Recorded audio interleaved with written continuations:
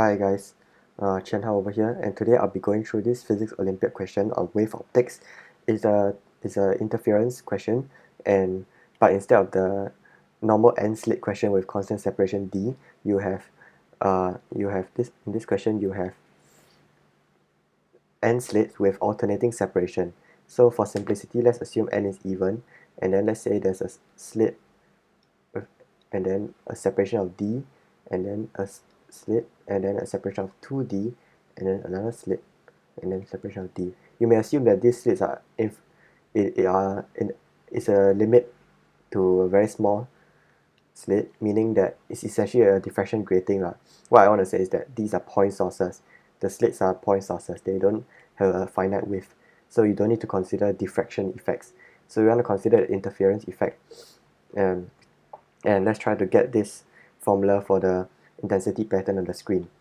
I have verified this with an RI SPhO gold medalist, so I think it should be correct. Yeah. So let's first see how to represent waves that emanate from a slit. So assuming there are cylindrical waves, then let's say this is the source, and then at the distance r away from it, the electric field is proportional to some amplitude times the exponential, so it's e to the power of I and then k r minus omega t. The reason why I say it's proportional over here is because I think it's actually a naught 1 over square root of r because of the cylindrical nature of the wave. But in this, let's just treat it as if this cylindrical nature of the wave is neglected in this question. So what we are concerned over here is only the phase factor that is responsible for the interference pattern on the screen. So yep. So what we essentially need to do is we have a bunch of single point sources with separation d and then 2d and then d again and n of them. So in this case n equals to 4 lah. But so the first one, let's say emanates and hits a screen, and then this distance r. So this is a screen. So the screen in the limit that the screen is very far away, all these light rays that are parallel to the first one will also hit the screen at the same point. So the first one emanates a naught e to the power of I kx, kr minus omega t, right?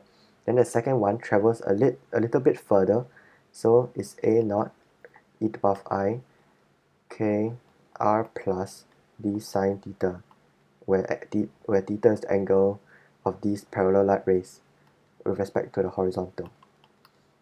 And the third one is a naught e to the power of I k r plus 3d sine theta minus omega t, and the fourth one is e to the power of I k r plus 4d sine theta minus omega t. So basically these are the path differences. So if you draw a straight line from this one down that's perpendicular to all this, and you realize that the common path is this is the common path, all these they're the same length to the screen, but the path differences is d sine theta, 3d sine theta, and 4d sine theta, and so on. So then you do a sum of all these. You do a sum to get, because this represents the electric field. So it's important to note here that this is the electric field. So this is the E field. So for superposition of electromagnetic waves, you add up the E field. You don't add up the intensity, you add up the E field. Then after you add up the E field, you take the time average, which will get you the intensity. So we add up the E field first. So E total equals to a naught, you can factor out e to the power of I omega t, and then on the inside there'll also be a factor of e to the power of I kr, and then there's the bunch of phase differences, so it'll be 1 plus e to the power of I kd sine theta plus e to the power of I 3kd sine theta plus e to the power of I 4kd sine theta plus so on for the n slits. So in this case n equals to 4, but if you do the sum, it's up to the n slits. So this then you can take the so let's write this in sigma notation. So e to the power of I kr minus omega t, and then this is sum sigma, let's use the index j equals to 0, j equals to n over 2 minus 1. So there's the limits of this sum is important to know over here. We have n slits, and then that means we have n over 2 pairs of slits, and hence we go from 0 to, we index them by 0 to n over 2 minus 1. So you see what I'm doing over here, e to the power of I 3j kd sine theta plus e to the power of I 3j plus 1 kd sine theta. Okay, so this is the sum that you need to perform. Then, so we compute the total, the intensity, the total intensity, and that is equals to the E total squared. And that is just A naught squared. The phase factor is just 1. Then you have this modulus, is it called a modulus? Yeah, n over 2 minus 1 e to the power of I 3j kd sine theta plus e to the power of I 3j plus 1 kd sine theta. Alright, okay, so over here, because it's complex numbers, we can try to factor out some terms. So what do we factor out? We factor out, so we just need to evaluate this sum and then we are done. So we first factor out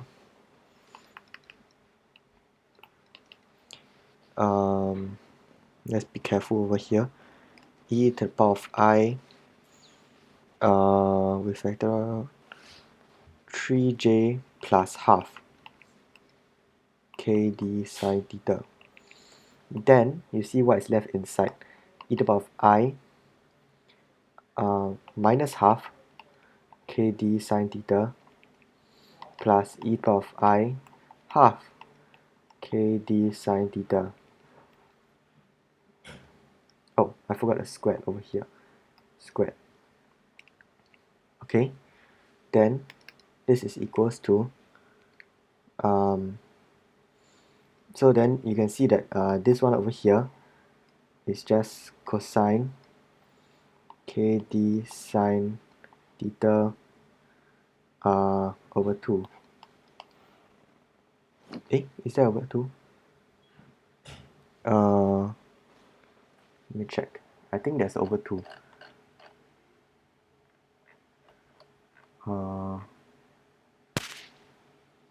Yeah, there is over 2. So then this is, and this is, and you realize that this does not depend on j, right? So you can actually pull it out of the sum.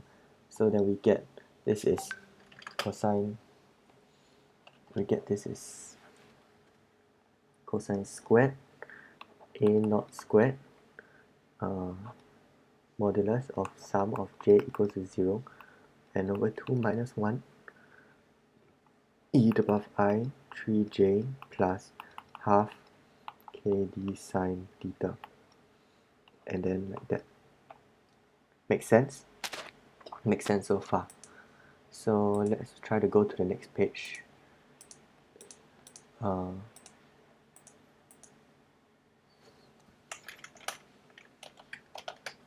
Yeah.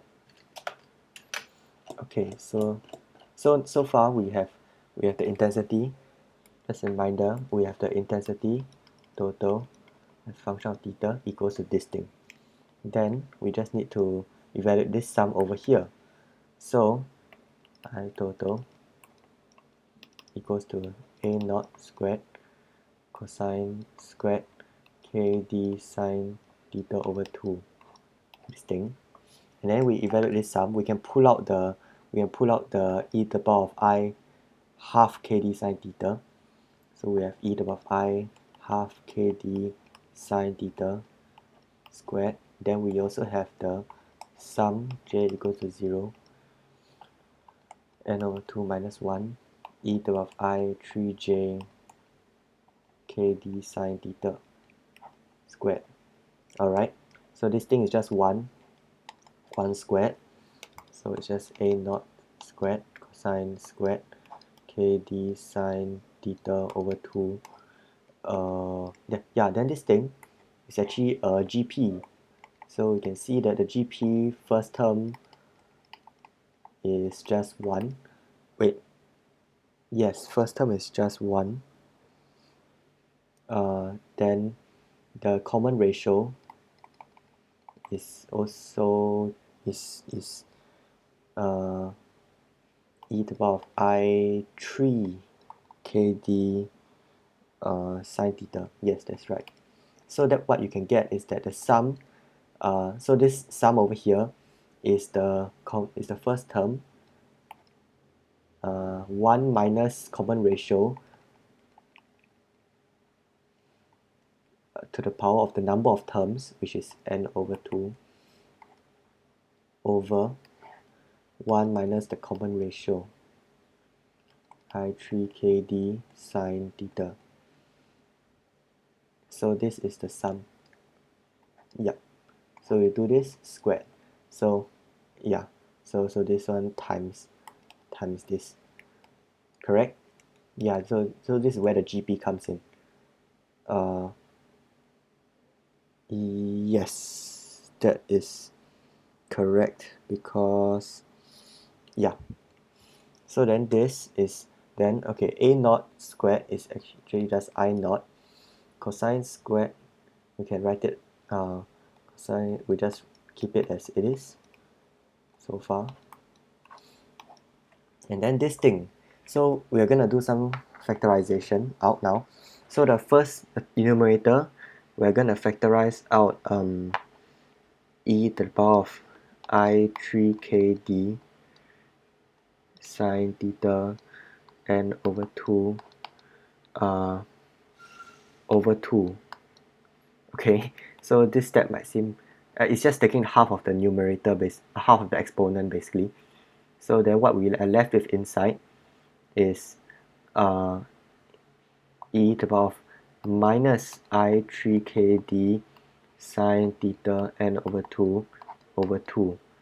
So this trick for evaluating exponents is especially complex exponentials is especially useful. So we just do this I3 kd sine theta n over 2 over 2. So we have this thing squared and this thing squared, correct? So we just split up the numerator into this thing, the exponent over 2, and yep. And you realize that this, and then the same thing goes for the denominator. So e to the power of I3 kd sine theta over 2, this thing squared, modulus squared.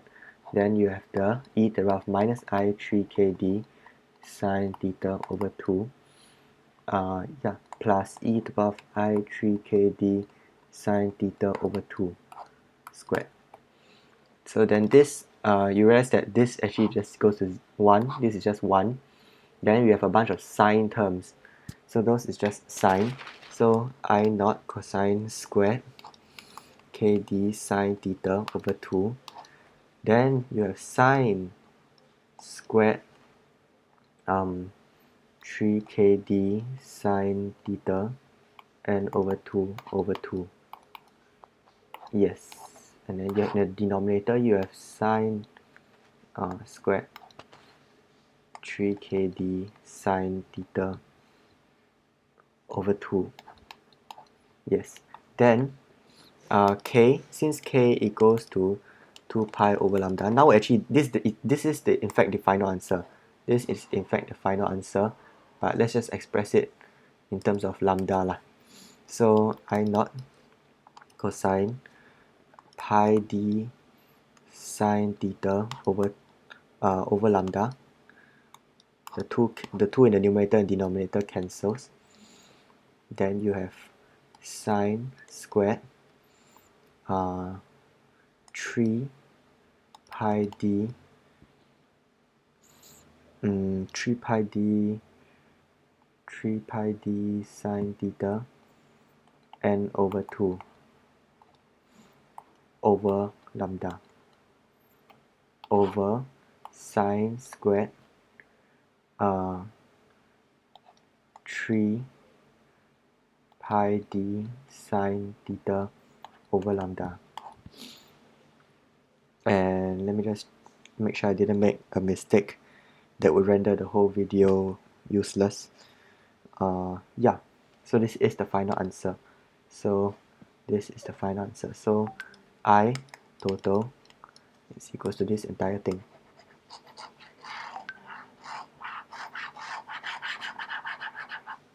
And that is our final answer.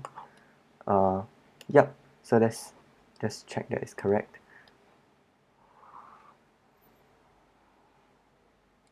So this thing, let's check. Just remembering the formula. Then we go over here, and yep, that is in fact the correct answer.